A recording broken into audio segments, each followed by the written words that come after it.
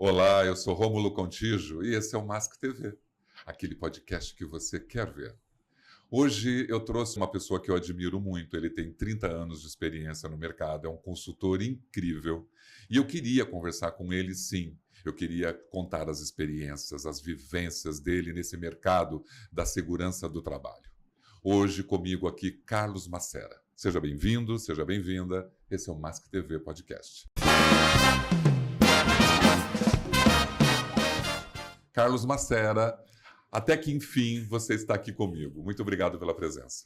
Eu agradeço, Rômulo. Olha, foi uma surpresa o seu convite, uma grata surpresa. Eu acompanhei alguns vídeos e fiquei admirando porque há conhecidos ali também e são pessoas do bem, pessoas de valor. Então, fazer uma jornada bem acompanhado é algo maravilhoso. E com a sua companhia, que sempre foi algo que para mim, né, você me inspira assim, a sua qualidade de trabalho nesses 30 anos é um motivo de muita gente. Você é um apaixonado pela segurança do trabalho, você é um apaixonado por pessoas, você é um apaixonado, Carlos, pelo que você faz, isso está nítido. Então, esse podcast, o Mask TV Podcast, eu construí há 6 meses com o objetivo da gente poder inspirar aquelas pessoas que estão começando na carreira, pessoas que já estão atuando, da gente levar algumas informações que sejam relevantes, que sejam informações que valem a pena sobre EHS. Fala assim, olha que interessante, ouvi o podcast Mask TV, o Carlos Macera falando sobre aquilo, vou aproveitar aquilo. Esse é o nosso objetivo aqui, inspirar as pessoas que estão assistindo ou ouvindo. Então, uma honra, um orgulho. Me diz, para começar, quem é Carlos Macera? Quando chegou nessa terra, veio fazer o que aqui? Palmeirense, nasci em Santos, filho de militar, então disciplina é algo importante para mim, apesar de eu me considerar indisciplinado, mas pensando em termos pessoais, de você treinar todo dia, de você fazer determinados atos, forma de viver, a disciplina está um pouco presente ali, assim como no trabalho ou nos programas que a gente acaba implantando. Que mais eu posso dizer para você? Eu não sei quem sou ainda, é difícil responder essa família, pergunta. Como que está a família? Você tem filhos? Olha, casado há 35 anos, a minha esposa Silvia do Paraná, tem 2 filhos. O meu filho... virei vovô, rapaz, virei vovô. A minha neta vai fazer aniversário agora em abril, está aqui no Brasil. Eles moram, meu filho, a esposa e a minha netinha moram nos Estados Unidos, Pensilvânia. A minha filha estuda medicina na Itália, vai se formar no final desse ano, então vai ter festa com vinho, queijo, pizza na Itália lá em dezembro, tá? Que mais eu posso dizer para você? Eu acho que você já deve ter um orgulho desses filhos, na verdade, que olha o que você conseguiu com a sua carreira promover para os seus filhos, né? Quantas pessoas estão assistindo, ouvindo e queriam ter a oportunidade de dizer o que você acabou de dizer? Filhos no exterior, filhos se formando. Você possibilitou tudo isso a eles. Você queria... qual era a sua ideia quando criança? Você também pensava nisso tudo? Olha, total falta de autoconhecimento quando criança. Meu objetivo era aprender, sempre gostei de aprender, de estudar. Nerd raiz, vai. Não adianta. Óculos, sabe? Óculos e enciclopédia na mão. E sempre questionando o porquê, como funcionam as coisas, a natureza, o céu, a astronomia.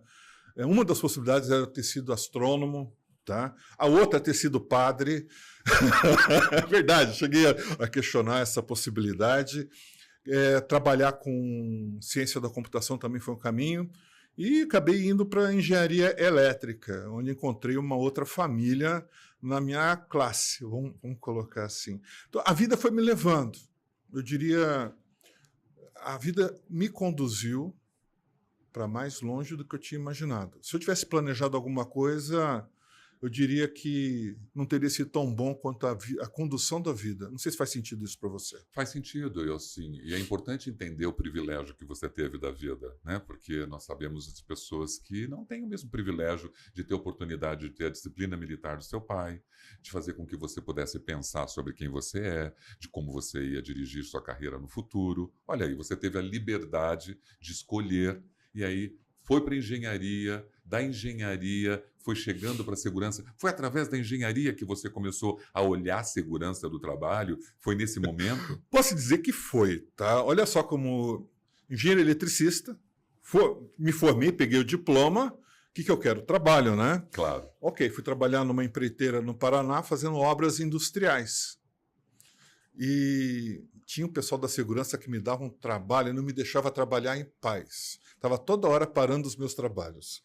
Foi o meu primeiro contato com a segurança. Aquele cara que quer fazer, quer entregar, tem que pagar o almoço com o trabalho da manhã, pagar o jantar com o trabalho da tarde. Essa é a rotina de quem está na operação.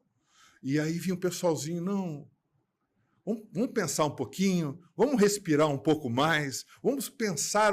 Isso é um estresse muito grande. Eu estou brincando, mas falando sério. Eu entendo. Tá? Então, esse era o meu mindset. Eu não fui preparado para essa mentalidade que nós temos hoje. Eu sou uma cria de um sistema tradicional, que ainda vigora hoje no nosso país, eu acredito que outros também, de uma formação.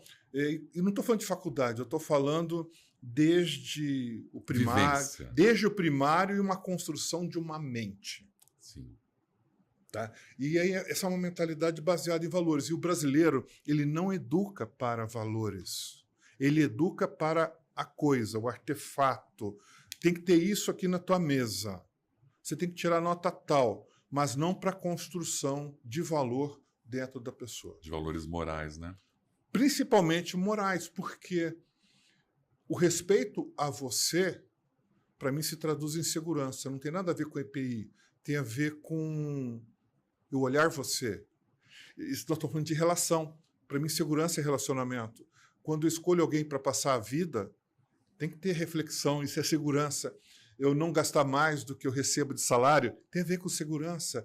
Eu vou fazer um passeio. Eu descansar para esse passeio, preparar o carro, são coisas naturais. É verdade. Faz sentido? Não beber quando eu vou sair com os amigos, volto de Uber, eu vou de Uber. São pensamentos que existem, todos nós vivenciamos, entretanto, não identificamos como valor. É interessante quando você diz desses valores construídos na experiência, né?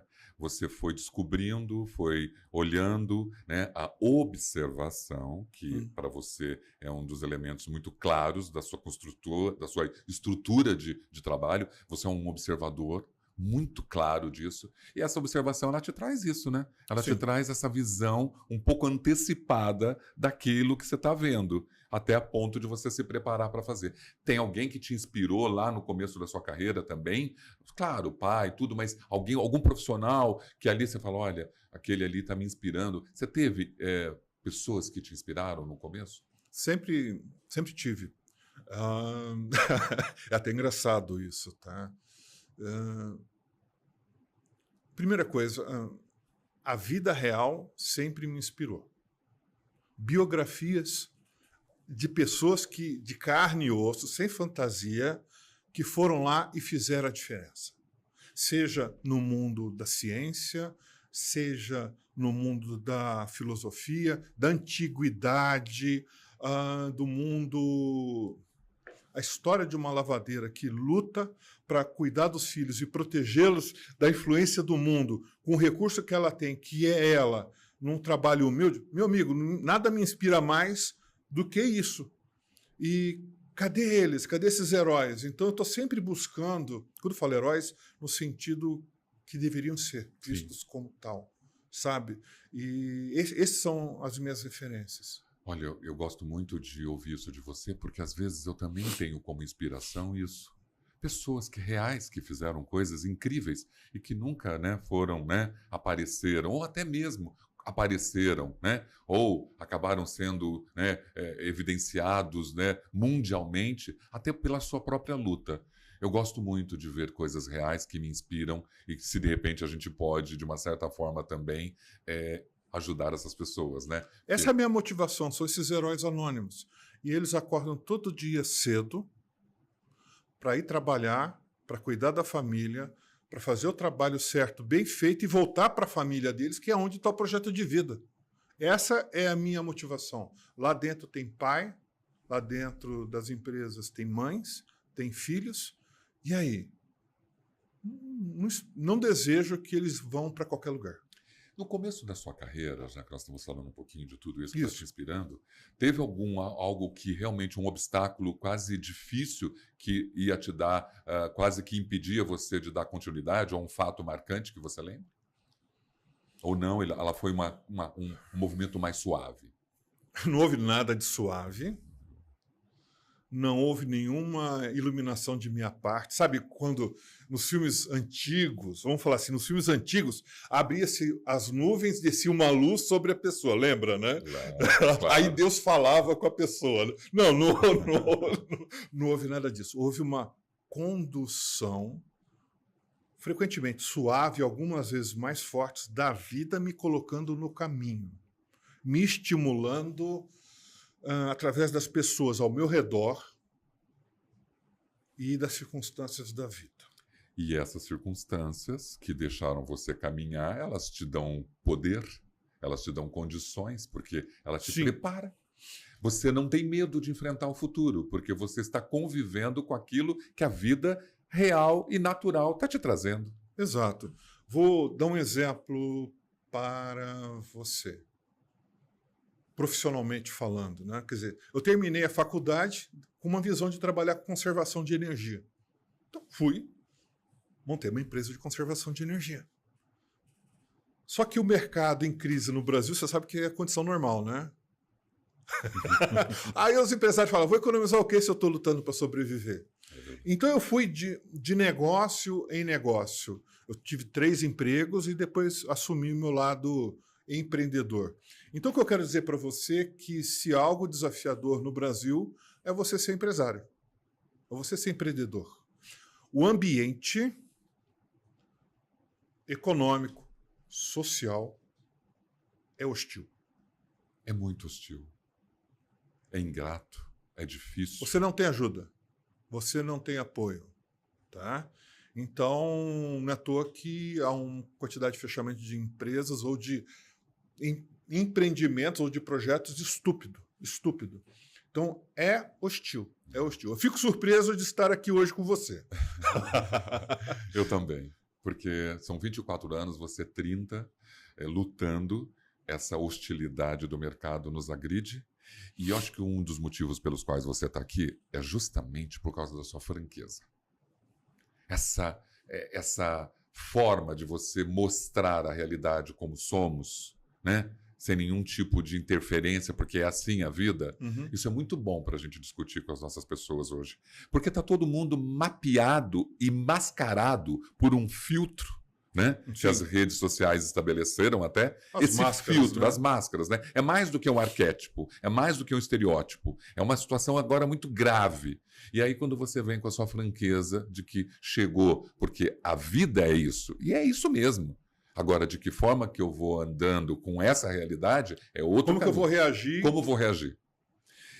Já sabemos que segurança, então, chegou na sua vida dessa forma. Vou caminhar aqui para falar um pouquinho das suas especialidades, que são incríveis e que nesses 30 anos, é claro, um profissional de 30 anos, com a vivência que você tem, dá tempo, né, da gente falar. Você também é coaching, você faz mentoria, né? Você faz treinamentos, você faz auditoria.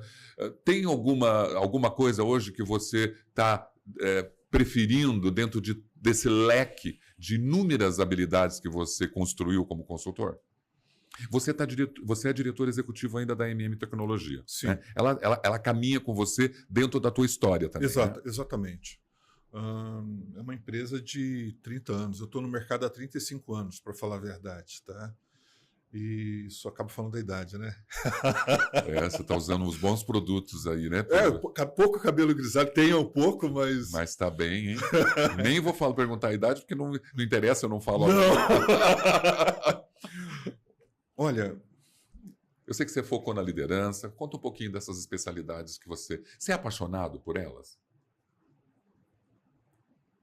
São instrumentos para um fim. E a finalidade é fazer diferença. Olhar para trás e você ver que alguma coisa da sua vida foi de valor e digno. Porque simplesmente trabalhar para ganhar dinheiro não me deixa dormir tranquilo, não me deixa feliz. Tem que haver algum momento de valor, nem que seja 30 minutos. Um fala assim, porque a vida acaba sendo por si só muito fisiológica. Esse negócio de acordar, tomar café da manhã, tomar banho, trabalhar, é muito fisiológico. Você desculpa, mas não me motiva esse tipo de sucesso. Tá? Então, realmente, eu tenho que olhar e minha vida significa alguma coisa? Então, isso já... a pergunta é a mesma, ela muda porque o mundo muda. A resposta muda porque o mundo muda. Então, esse é o aspecto. Você optou, na verdade, então, essas suas especialidades, elas têm uma origem muito importante. Quando você trabalha, né, com as lideranças, quando você faz psicologia do comportamento, quando você faz coaching, a base para você desenvolver isso foi o que você acabou de dizer, esse teu entendimento da vida. Porque eu gostaria também que as pessoas entendessem que a vida não é esse mar de rosas e que realmente ela pode te trazer coisas importantes se você entender e se você se autoconhecer. Fato. Né? E é isso que eu percebo, que dentro das suas todas as habilidades, você de alguma forma consegue traduzir isso para alguém. Nos anos 90, 1994 foi meu primeiro projeto de comportamento ou de prevenção de acidentes. Tá? O questionamento começou próximo a 90. Você está olhando para alguém que foi educado como um profissional da área de qualidade. Tá? E os conceitos hoje do Safety 2 já existem há mais de 30 anos. Quem conheceu Huram, quem conheceu Deming, vai encontrar o Safety 2 lá, em outras áreas da vida industrial, da vida operacional. Tá? E esses conceitos já faziam parte. Então, eu vou ser muito franco, chegou um momento, no ano 2000, eu não trabalhei mais com segurança. Eu não sou profissional de segurança, não me considero. A moçada que está aí hoje é muito mais competente que eu. O meu trabalho hoje é fazer cócegas. Vamos lá. O pessoal sabe a resposta dos problemas. Vamos simplificar toda essa bagagem de cursos? Sim. O pessoal já sabe a resposta. Ou se não sabe a resposta, o óculos está embaçado, precisa ser limpo. E precisa de uma ajuda em dar o primeiro passo e trilhar um caminho em que tudo dê certo. Isso que eu quero dizer com... Fazer cócegas. Fazer cócegas. Concordo com você. Não é nada de novo no horizonte. Então, por que eu vou passar o resto da minha vida estudando norma regulamentadora? Quando surgiu o PPRA, eu lancei um livro sobre o PPRA. Eu vou ficar 30 anos. O que eu vou melhorar nessas questões? Lockout e tagout a gente já usava antes de ter essa demanda no Brasil. Então, as boas práticas, ou vamos falar inovação, já vivíamos aqui no Brasil, não pela maioria dos profissionais. Então, eu diria que, somando aí, está a necessidade de inovar, de fazer melhor a cada momento. Vou ser franco, hoje eu já posso dizer para você o seguinte, amadurecido, as regras não motivam ninguém. O cara vem para acertar, o funcionário operacional, o senhor ou a senhora. Se ele não consegue acertar, porque tem alguma coisa atrapalhando, e não são necessariamente as regras. É verdade. Então por que eu vou ficar forçando as regras? Ele não levantou para errar. Não, ele levantou para acertar e quer voltar para casa. É verdade. Aí, detalhe, oferecer um ambiente seguro é o mínimo. Então, ninguém é excelente por oferecer um sistema, por oferecer proteção de máquina e nada. Isso é arroz com feijão. Se você quer ser excelente, as pessoas precisam voltar melhores para casa. Aí a gente está conversando e esse é o meu universo. Exatamente, esse é o seu universo, porque gerir essas equipes para fazer com que essas equipes entendam isso, né? E aprendam com isso, está na base de um líder. Porque se eu estou lá, se eu saio da minha casa como operador de máquina, com vontade de acertar, de fazer sucesso, de ser feliz, isso está dentro do meu coração. Mas quando eu chego no ambiente de trabalho, eu não tenho quem me traga, quem me ajude a manter, vamos dizer, essa energia, como que eu faço? Então, talvez isso tenha a ver com o seu modelo, né? Totalmente, totalmente. Por isso que eu quis dizer, as questões não são normas regulamentadoras. Mas o que as empresas devem fazer, então, já na sua experiência, já pegando esse gancho, para ajudar esse cara que está entusiasmado? E assim, eu não estou nem falando dos aspectos psicossociais, emocionais que ele está vivendo. Eu estou falando que ele está lá entusiasmado, com vontade. Ele quer acertar. Ele quer acertar. Ele só quer alguém também que ajude ele naquele momento em que o cérebro se desliga, né? Porque tem uma hora que o cérebro fala assim, não, eu vou te direcionar para outro tema agora e não é o teu entusiasmo. Olha, pensa no teu trabalho, guarde seu coraçãozinho de lado. Isso. Tá? Eu vou te hackear 35 anos, tá bom? Tá pronto? Tá preparado? Olha lá. Ó, você que está ouvindo, anota aí. Anota aí. Lean Manufacturing. Vá para a operação para aprender e demonstrar respeito. Então, simplesmente, vá lá para ser uma fonte de ajuda. Sim. Seja visível. Eu diria que isso, mas vamos lá. Liderar é a capacidade de influenciar. Um líder positivo é a capacidade de influenciar positivamente. Então, vai lá e ajuda o cidadão a acertar. É claro que você vai descobrir que tem coisas atrapalhando. Ajuda a arrumar. Mas não faz parte do meu trabalho. Desculpa, mas ser líder dá trabalho. É igual você quis ser pai, quis ser mãe. Filho dá trabalho, não larga não. Mas não é mais fácil justificar que eu não tenho tempo porque tenho outras demandas e outras prioridades? Assim como eu digo que eu penso, acredito, que as pessoas acordem amanhã cedo para acertar, existe um outro fator muito observável nas organizações. E já trabalhei com isso para transformar desempenho em cultura. Antes, para entender o que eu faço, eu disse que eu não faço segurança, né? Sim. Minha paixão é preservar a vida. As pessoas viverem mais e melhor. É desempenho através da liderança e da cultura.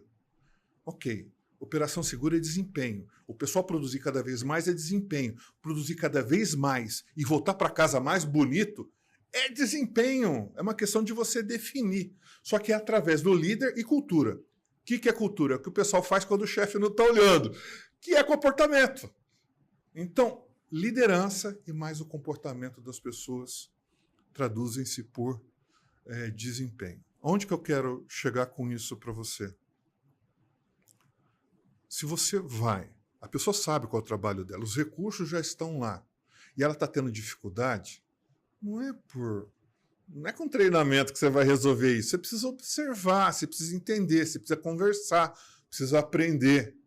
Aí que vem agora o HOP com Operational Learning, que é aprendizado organizacional, que já existia na área da qualidade antes do ano 2000, que é a primeira fase de solução de problemas.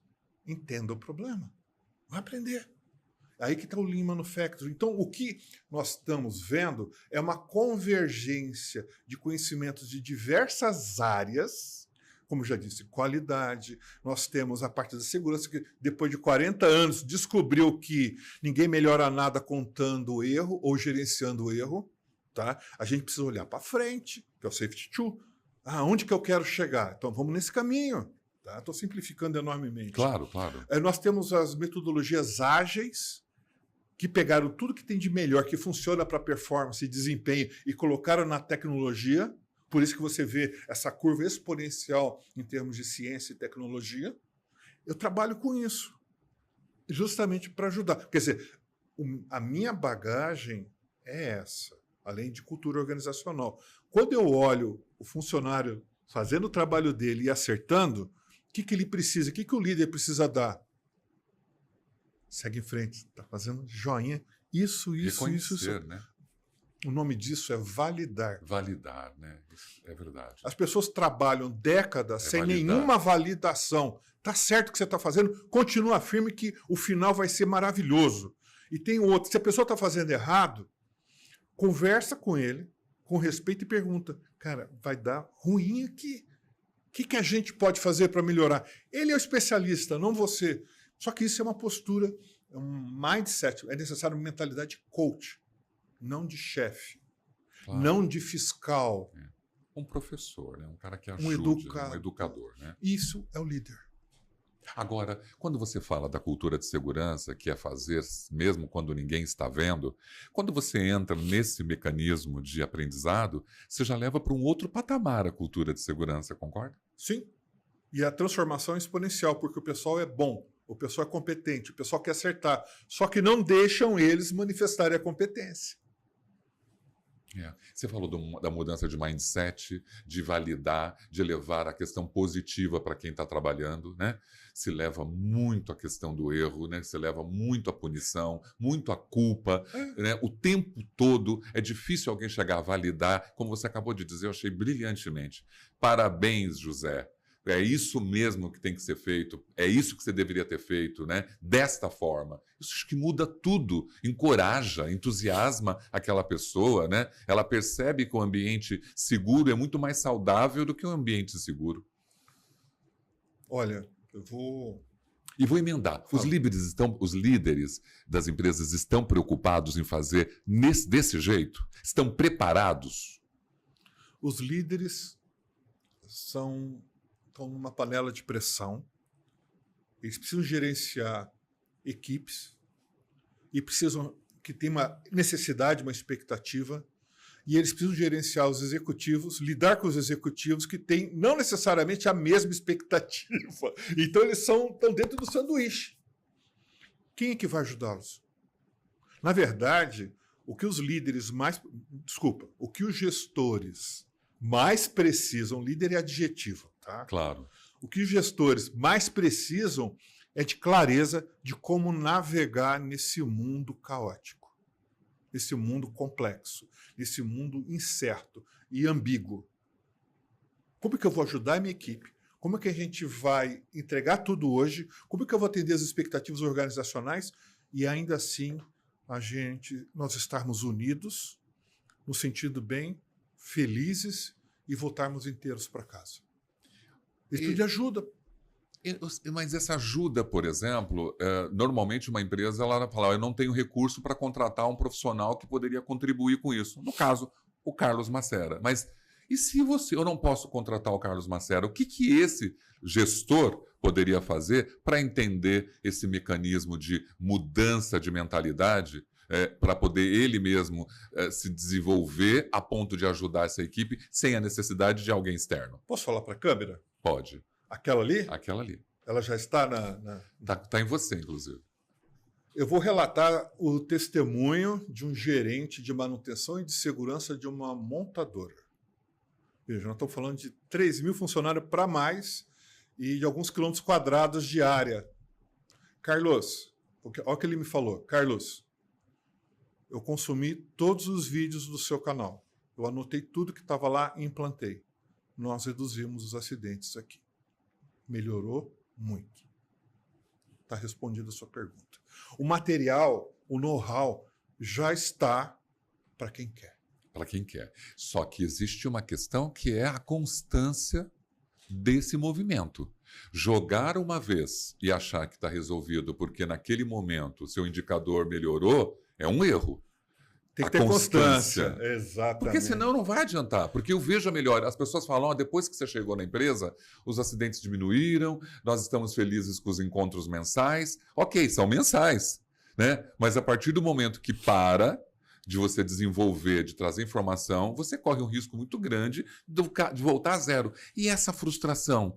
Porque essa frustração ela é muito poderosa no movimento comportamental das pessoas internamente, Carlos. Por exemplo, eu estou indo lá, nós estamos num ótimo indicador, produtividade batendo recordes, todo mundo feliz, 0 incidentes, de repente acontece um e eu tenho aquele luto estabelecido dentro da empresa. Dá para mudar isso? Dá. A frustração? Tranquilamente. A resposta está nesse livro aqui, tá? Qual que é o papel da segurança no teu negócio?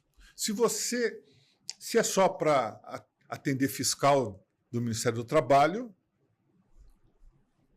viva as consequências. Então a solução está na educação dessa pessoa ainda. Está na definição. Que tipo de definição? A definição de como fazer, do que fazer? Qual é? Estou falando agora enquanto dono, diretor, executivo. Qual é o papel da segurança no meu negócio. Como é que eu quero fazer minha jornada? Isso é nível visão, missão. Isso se reflete lá na operação. Qual que é o papel?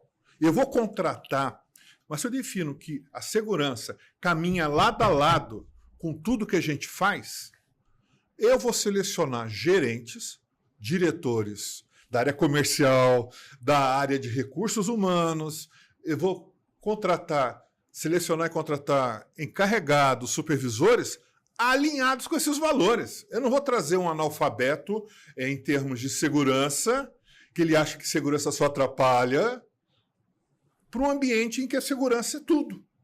Faz sentido? Mas tem que definir no início qual é o papel da segurança. Exatamente, porque os valores organizacionais com os valores da cultura de segurança, às vezes, eles deveriam estar intrinsecamente ligados. Aí tem conflito. Mas tem conflito. E aí o profissional de segurança, meus pêsames, porque você vai sofrer com ansiedade, com depressão, com frustração, você vai trabalhar 12 horas por dia e não vai ter resultados que deseja, porque há um desalinhamento organizacional. E não é uma tarefa fácil você alinhar o board de uma empresa para as questões, né, de segurança como um valor inegociável. É uma luta difícil. Nós sabemos que é essa necessidade. Os valores de segurança da empresa têm que estar comungando com os valores organizacionais e serem praticados. Mas, às vezes, a gente tem até aquela briguinha ou conflito entre segurança é valor e qualidade está onde, né? Onde está essa pirâmide? Eles estão juntos, não estão? Então, é um desafio, Carlos, a gente tentar mostrar para as empresas que há uma necessidade dessa cultura estar ali ligada. Olha, eu já tive 80, quase 90 funcionários, já tive empresas prestando serviços no Brasil todo, quer dizer que eu já fui diretor, já sentei na cadeira dos meus clientes. Você não sabe ainda, mas eu faturei meu primeiro $1 milhão com 27 anos de idade. Inovação, ponta de tecnologia no Brasil. E perdi meu primeiro $1 milhão com 28. Por que é uma piadinha interna dos amigos aqui, porque hoje o pessoal, né, startup, fiz 1 milhão em 6 semanas, ou coisa do gênero. Cara, vamos sentar na cadeira de quem realmente está no mundo operacional e tem altos encargos.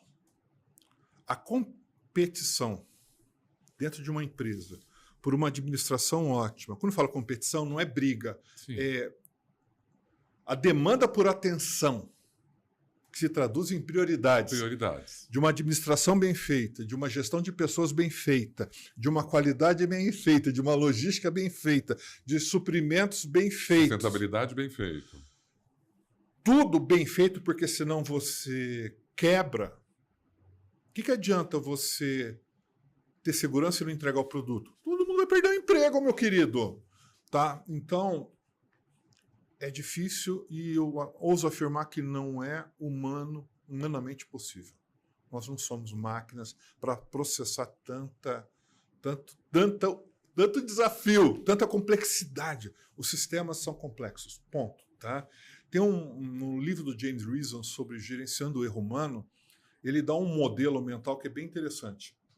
De um lado, aqui, está a margem de um rio, que é entrega extrema.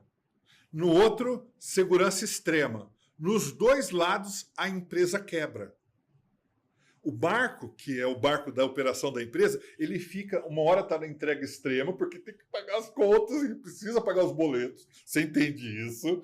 Aí, pagou, ele vai lá para a segurança extrema. E é da natureza humana, é da nossa natureza isso. Então, o nome disso é Unrocking Boat, o barco que não bate. Então, você gerenciar nessa zona é a competência e a habilidade necessária para os gestores, executivos. Agora, os profissionais de segurança têm que entender isso. Estar vivo é assumir riscos. Você já ouviu falar da nova segurança do trabalho que está se dizendo, né, da necessidade das empresas terem essa visão, onde o colaborador, né, ele pode expressar as suas ideias genuinamente, onde a punição ela é avaliada por um relacionamento, por uma comunicação saudável, por uma escuta ativa, né? Esses mecanismos de modelos de segurança do trabalho estão na pauta de todo mundo. Você acha realmente que nós estamos saindo, as empresas ainda estão saindo daquele modelo tradicional, legislação, norma regulamentadora, né, ABNT, para uma questão mais psicológica, como a gente fala? De onde o colaborador ele pode, ele deve falar sem medo suas ideias, sugestões. A gente consegue ainda fazer esse modelo? Você com tanta experiência? Eu não gosto de estereótipos, até porque a minha experiência é limitada, Rômulo. Tipo assim, eu sempre fui abençoado pelos clientes, vamos falar assim, pelas pessoas que se ligaram, se tornaram meus clientes e depois meus amigos. Eu tive um cliente lá quando eu era novinho. Olha, não tinha cabelo grisalho. Ontem. Ontem. Eles não tinham sistema de segurança. Eles não tinham sistema nenhum. E não tinha acidente. Eram 500 funcionários. Eu fui, no mesmo ano, numa multinacional americana, no interior de São Paulo, em que o diretor disse para mim, nós temos 3 proteções para tudo, em sistema, em ferramentas, em práticas e tudo mais. Só que da portaria até a sala do diretor eu fiquei com medo. Entendo. Essa é uma experiência que me marcou. Os donos dessa empresa familiar de 500 funcionários, podia ser uma multinacional, eles conheciam todo mundo pelo nome. Conversavam com eles, se relacionavam com eles. Iam para a operação, não para demonstrar respeito, porque eles respeitavam todo mundo, era natural deles, tá? E estavam lá para resolver os problemas, estavam para servir os operadores. Tinha operador lá, num trabalho operacional complicado, passava o dia em pé inspecionando vasilhas, garrafas, assobiando. Você está entendendo onde que eu quero chegar com você? Eu não tenho como te dizer qual é a tendência de mercado. Eu só posso dizer o seguinte. Eu estive em 2010 no Congresso Internacional dos Estados Unidos. Eu fui sócio de umas 3... eu trabalhei com 2 das 4 maiores autoridades mundiais em comportamento seguro no planeta. Eu tive alguns projetos mundiais nisso aí. O que eles falaram? Nos próximos 50 anos, as empresas que não trabalharem a janela do comportamento seguro não vão ser mais viáveis. E comportamento requer respeito, requer autonomia, requer conhecimento, competência, sim. Então são predicados que, se você quer ter uma empresa viável, você ou segue ou quebra. Perfeito. Ponto. Porque você não vai conseguir mais. O custo de você gerenciar na punição, no erro, inviabiliza qualquer operação. Olha, é tão bom no que você está falando hoje para todo mundo que está ouvindo isso. Eu não sei se é. Eu acho, né? Eu sou também um experiente desse setor e acho que nós precisávamos ter discutido, eu já tinha essa vontade de discutir esse tema, o comportamento, a cultura de uma forma tão clara na visão de um consultor tão experiente, né, que é diferente da visão do gerente, do gestor, do técnico de segurança. E isso é muito importante. Você sabe que o Mask TV, Carlos, ele tem aí um acordo com a audiência de fazer um tempinho ali que seja agradável. Vou até 30, 40 minutos. Perfeito. Mas eu tenho, por exemplo, eu quero falar sobre o seu livro, eu quero falar um pouquinho sobre a escola de líderes que você tem. Queria falar um pouquinho também sobre ESG, de como você está vendo esse mecanismo, essa metodologia que está chegando em todos os lugares. Eu posso fechar esse papo que ficou... Ele fechou num momento tão importante E aí eu fecho esse episódio e aí eu te convido para um novo, porque daí eu dou sequência, mas sem perder isso que você falou de cultura, da sua vivência, da sua carreira. Eu quero que as pessoas degustem esse podcast assim, com esse prazer que eu estou aqui tendo. Pode ser? Confio em você, estou te seguindo. Vamos em frente. Então vamos em frente. Olha, eu acho que você que está aí acompanhando o nosso Mask TV Podcast com Carlos Macera, você está percebendo o quanto ele domina o assunto. O quanto foi rico esse primeiro bate-papo, esse primeiro momento, esse primeiro episódio com ele. Então eu convidei ele aqui agora, como você viu, para voltar. Estou encerrando aqui. Fica ligado, eu vou voltar com outro episódio onde nós vamos trazer umas outras abordagens para a gente poder dividir o tema de uma forma bastante agradável. Esse é o Mask TV, aquele podcast que você quer ver. Muito obrigado pela sua participação. Segue a gente no YouTube, dá seu sinal lá, seu like, se inscreve no canal e até o próximo episódio. Muito obrigado.